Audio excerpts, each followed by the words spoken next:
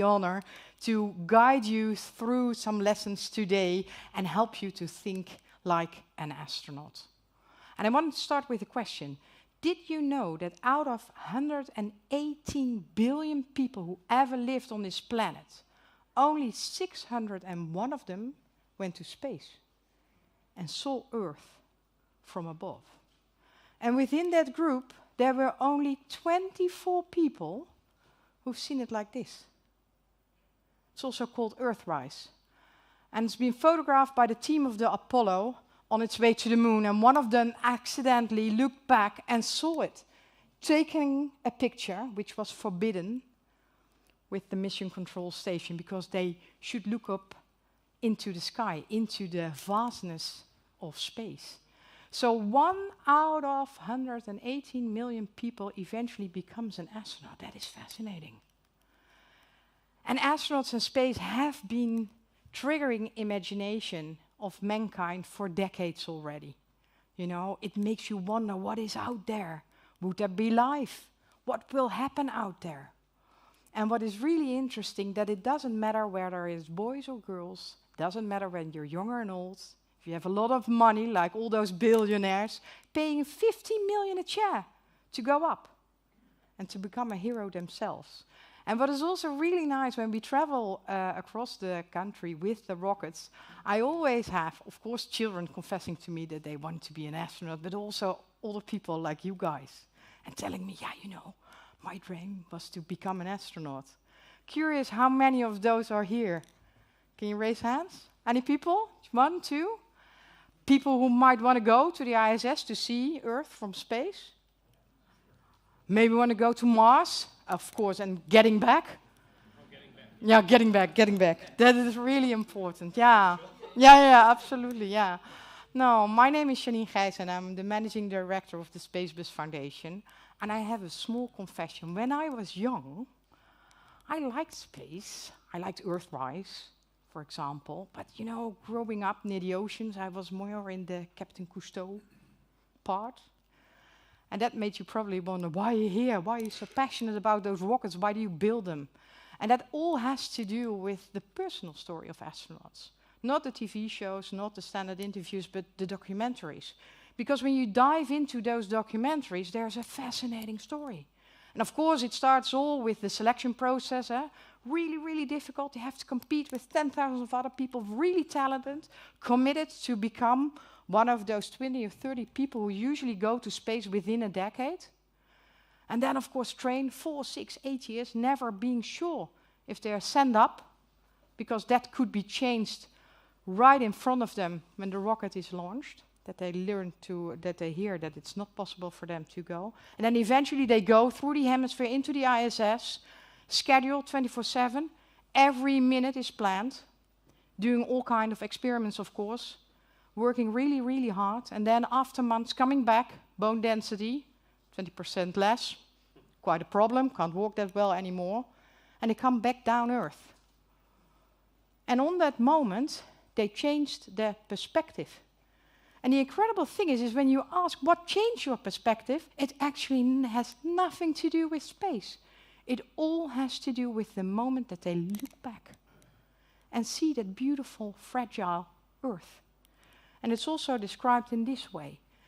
And it really creates a completely different sense, a sense of belonging to that place, a sense of taking care.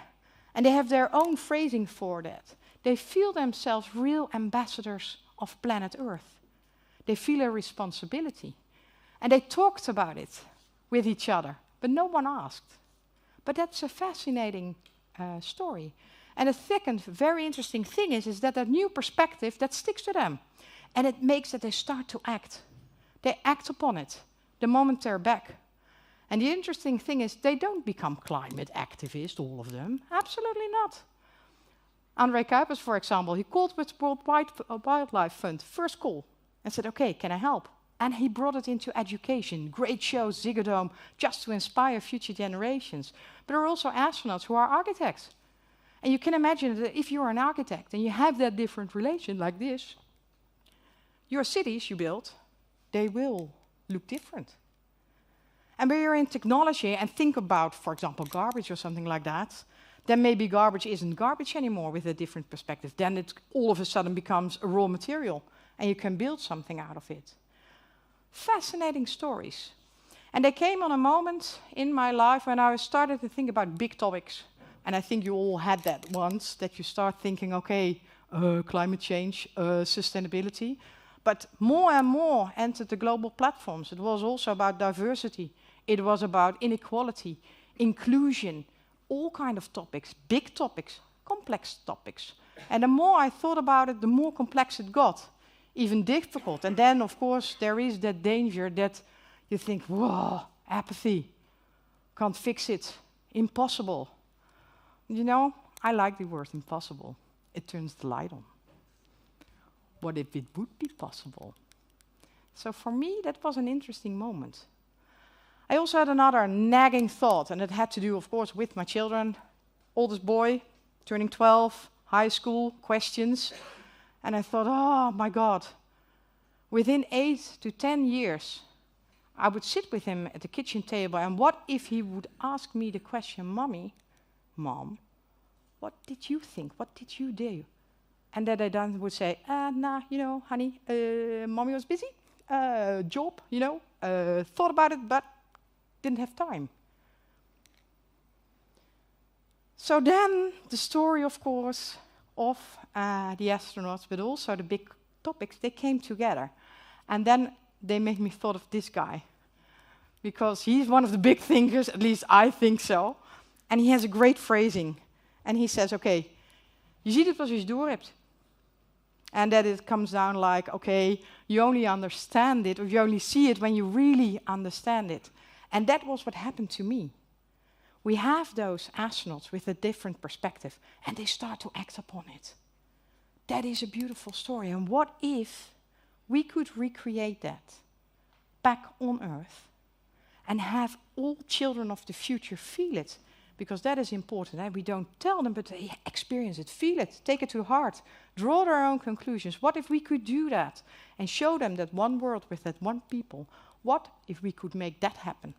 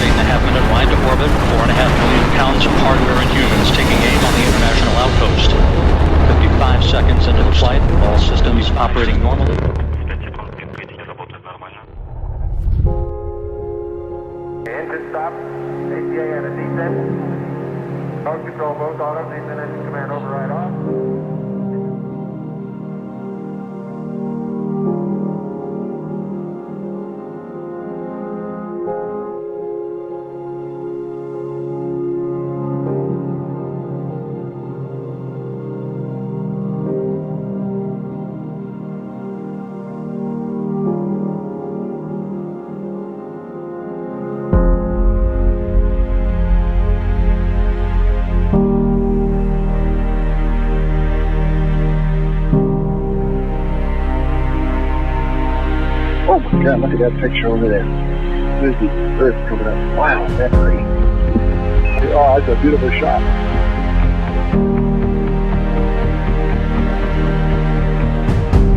Can you guys see this? Yeah, seriously.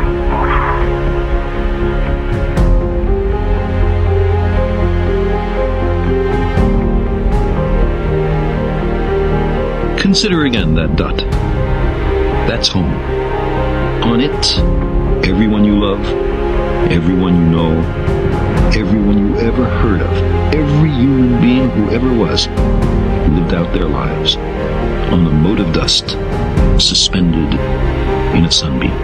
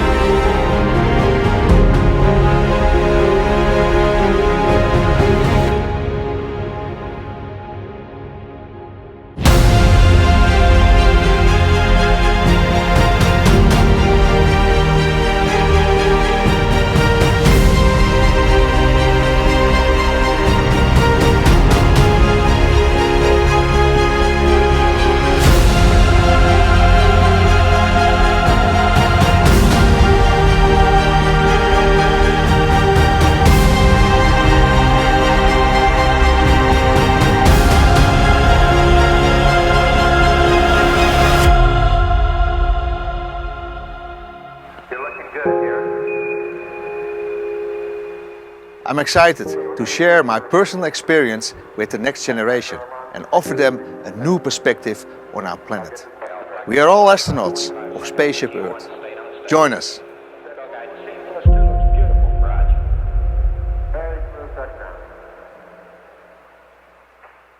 That was what got us started. But of course, then you have the idea, but then the problem starts. You know, you need to execute. And how on earth are we going to recreate that impactful experience? Because it has to be impactful, it has to be felt. And then, of course, you start with the numbers, and we thought, okay, how many children are we talking about? And then we thought, okay, how many? We need that 25%. We need 25% for that tipping point. So that would be roughly 9 to 12, 150, 200 million. A bizarre amount. But the funny thing is, it really helped us. Because if you have such an amount in front of you, then you start to act and think radically different. Because otherwise you will never get there. So we thought, okay, two things we need to do. One is, how do we get it to the children? And second, we need to create a program around it, because just having that experience won't do the trick, you know, you need to start to act upon it. So first, how do we bring it to the kids? And we thought, okay, let's do VR goggles, American school bus, they're scattered all over the world, secondhand, low budgets. No, that should do it. And then the engineers came back and they explained to us, no, the adjustments you need to make, that is too much of a chunk of the business case. And then it worked again. Engineers went back and they started to think from a different perspective.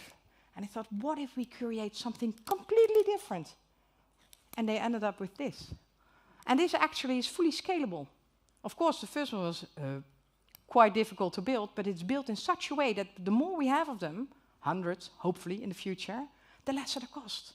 So we have our own rocket, completely filled with the latest virtual reality, but also 4D movements and things like that. It could be adjusted to any country, so that was cool, that was one. Second, of course, was the program.